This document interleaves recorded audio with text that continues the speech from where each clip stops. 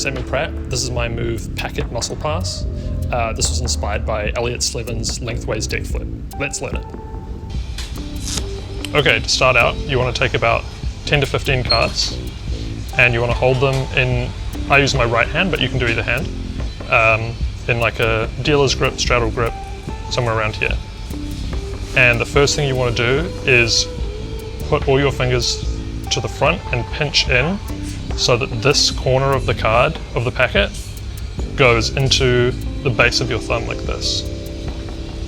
From here, you want to reach with your pinky and put this corner into this joint of your pinky so you can hold the packet like this. Then you want to pull down with the pinky and use this part of your palm at the base of your index finger to apply pressure and bend the packet. And you're going to release with the pinky so that the packet springs off like this. So try this a few times to get the feeling for the pressure.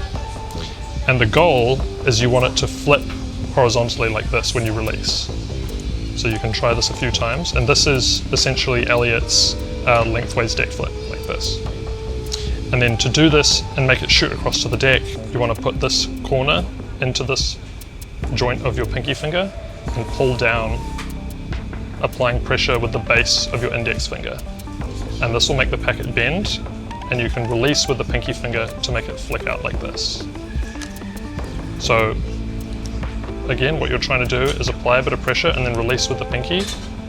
And first of all, it might be easier to make it go straight up like this and just get it to flip once, like vertically up in the air. And then when you want it to shoot across, you get into the grip, turn your hand sideways. I like to point my palm down slightly, so not directly at the deck, but down a little bit. And that way I can really bend this packet and get a lot of pressure so that when it shoots out, it flies across, flips 180 and lands on the deck. You can play around with a few different ways of catching it on the deck. So the easiest way is to just catch it flat like this. Another one I like doing is opening a thumb cut and then catching it in the thumb cut here. If you want, you can also try and catch it diagonally like this and then combo that into a different move. So like this. And this one's a little easier than it looks. All you have to do is turn this hand diagonally and try and aim for the packet to land here and then pinch it. So you don't necessarily have to catch it midair. You can play around with all sorts of different grips and catches. I've seen people do some pretty cool stuff with this. In terms of getting the packet to come across, it should pretty much happen automatically. You shouldn't have to use a lot of wrist rotation. It's important when you do this move to try and aim directly for where it's going to land, because it looks a lot better if neither of the hands move and the packet just jumps across on its own.